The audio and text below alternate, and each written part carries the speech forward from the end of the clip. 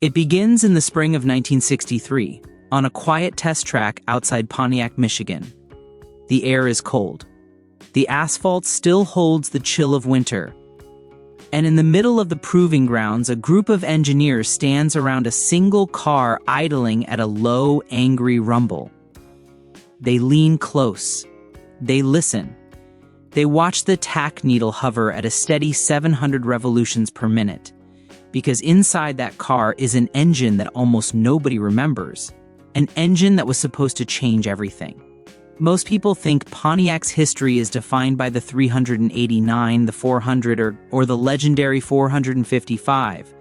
But tucked right between the golden years of American performance sat a V8 that was lighter, cleaner, cheaper, smoother, and if Pontiac had played it right, good enough to replace every small block they'd ever built. This is the forgotten story of Pontiac's 326. And the truth is, you've never heard it told like this. The official story says the 326 was just an entry-level V8, a stepping stone between the straight six and the big boys. But that's not how it began. And that's definitely not how Pontiac intended it to end. Because what Pontiac really wanted was a single-engine family that could power everything: sedans, wagons, performance cars, fleet cars, even racing programs. So how did the 326 go from the V8 that should replace them all to a footnote in muscle car history? To understand that, you have to go back to the late 1950s when Pontiac was in trouble. Real trouble. GM executives were tired of Pontiac's slow, conservative image. Sales were flat. The average buyer was old. And the cars? Heavy, boring, outdated. Pontiac didn't just need new styling. They needed a new heartbeat. Enter Seaman Bunky Knudsen and his right-hand man, a young engineer named John DeLorean. Yes, the same DeLorean who would later build the stainless steel time machine from Back to the Future. But in 1957, he was just a rising engineer with a simple belief: if you want a better car, you start with a better engine. Pontiac had been using the same basic V8 architecture since 1955. A strong engine, but wide, heavy, and expensive to build.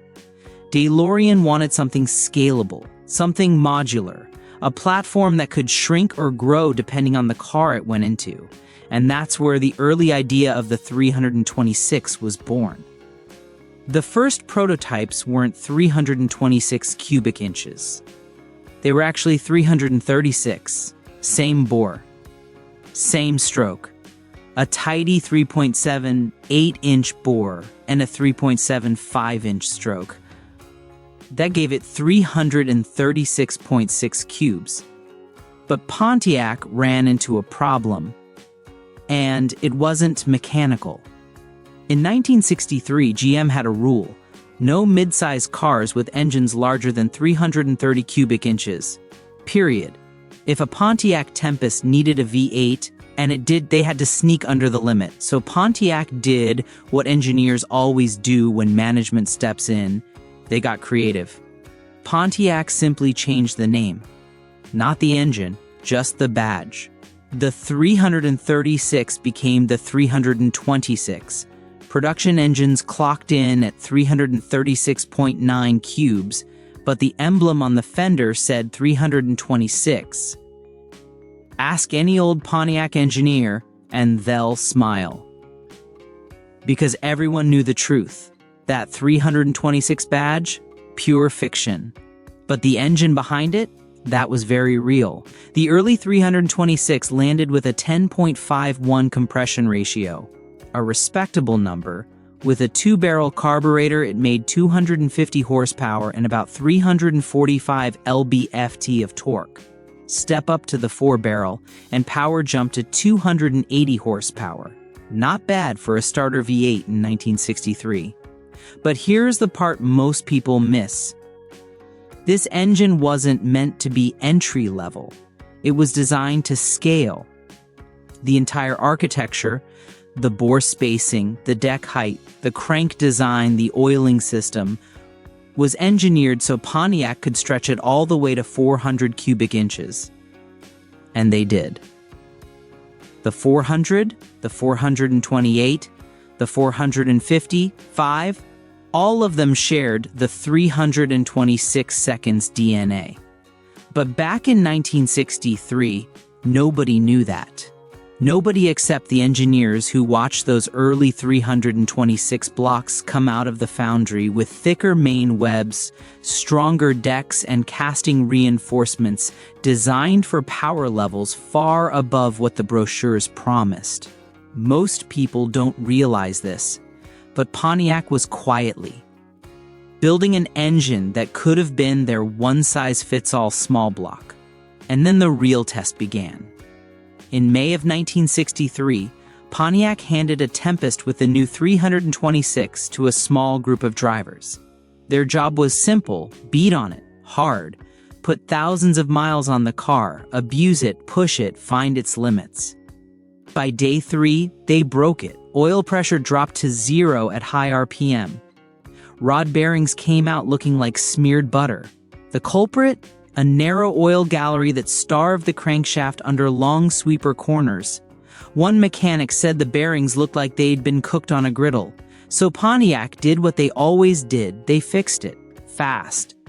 They widened the main oil gallery, changed the routing, modified the oil pump gears, and within a few weeks the 326 was ready for round 2. This time, it ran flawlessly. At 5,200 revolutions per minute, it held steady pressure. At highway speeds, it stayed cool. And at full throttle, it felt smoother than the old 389. That was the moment Pontiac realized they'd built something special, something scalable, something future-proof. And then came the Tempest, Le Mans.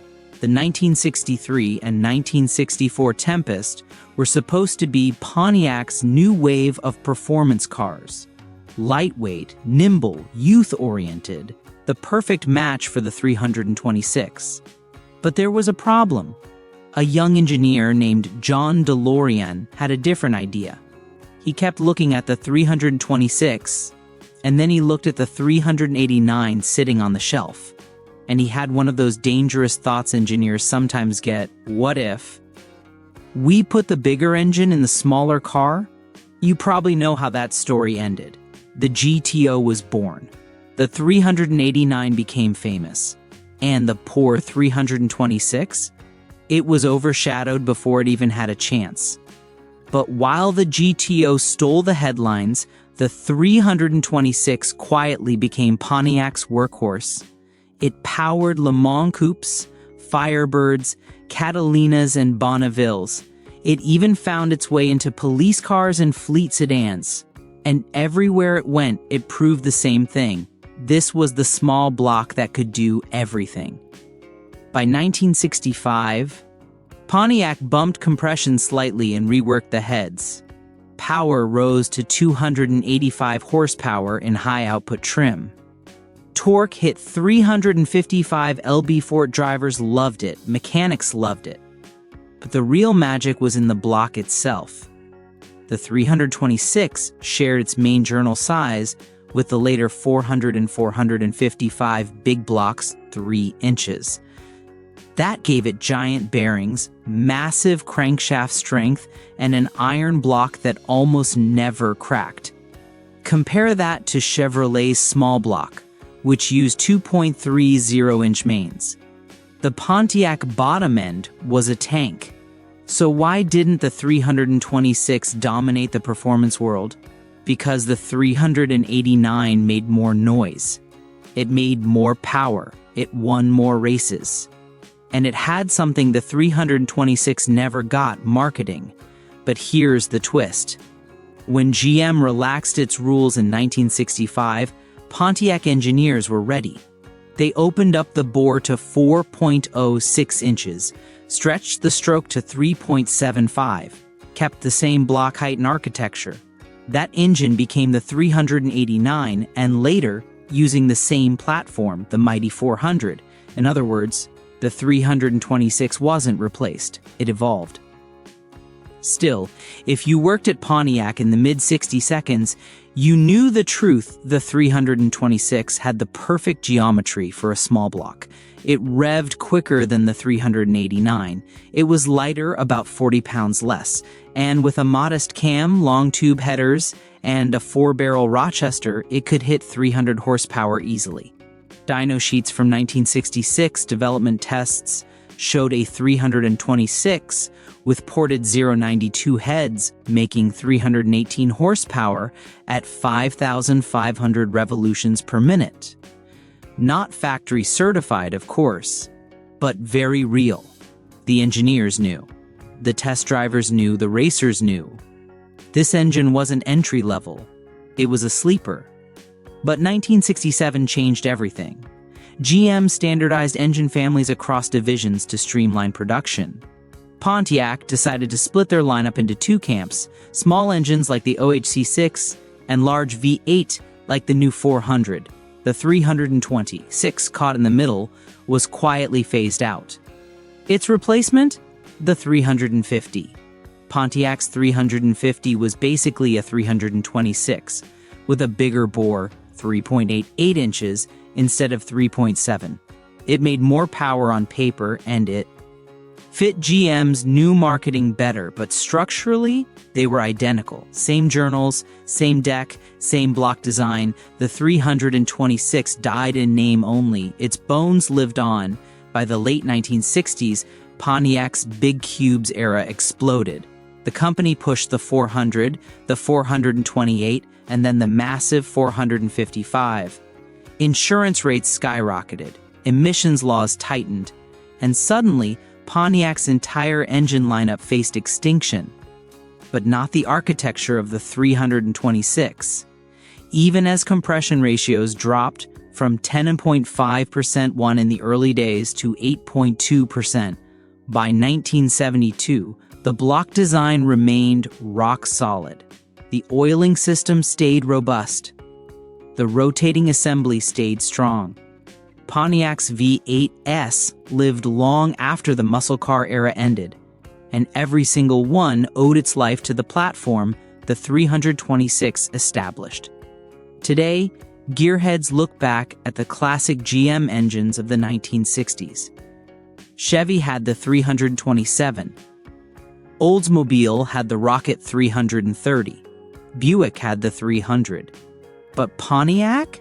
They had a V8 that was bigger, stronger, smoother, and far more flexible than any of them. The 326 should have been the engine that carried Pontiac into the 1970s. It should have been the V8 that replaced the smaller motors GM forced into the lineup. It should have been the center of Pontiac's performance strategy.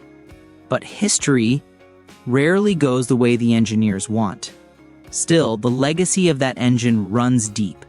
Every time someone fires up a 400 with its 4.12-inch bore and its thunderous torque curve, you're hearing the sound of the 326 blueprint. Every time a 455 pulls a heavy car with 500 lb-ft of grunt at low RPM, that strength comes from the bottom end the 326 established. When collectors rebuild Pontiac engines today, they're working with the same architecture that began in 1963. So what made the 326 the V8 that should replace them all? It was strong, overbuilt, ahead of its time. It was engineered to scale long before modular engines became standard. It was smooth, reliable, and capable of far more power than Pontiac ever advertised. And most importantly, it was the foundation for everything that followed. In the end, the 326 never got its moment in the spotlight, but it shaped Pontiac's golden age from behind the curtain. It was the quiet workhorse, the hidden blueprint, the unsung hero of a brand that built some of the greatest American V8s ever made. If you enjoyed this deep dive into Pontiac's forgotten powerhouse, let me know in the comments what engine story you want next, the ones you know, or the ones Detroit tried to make you forget. And make sure to subscribe so you don't miss the next chapter of American automotive history.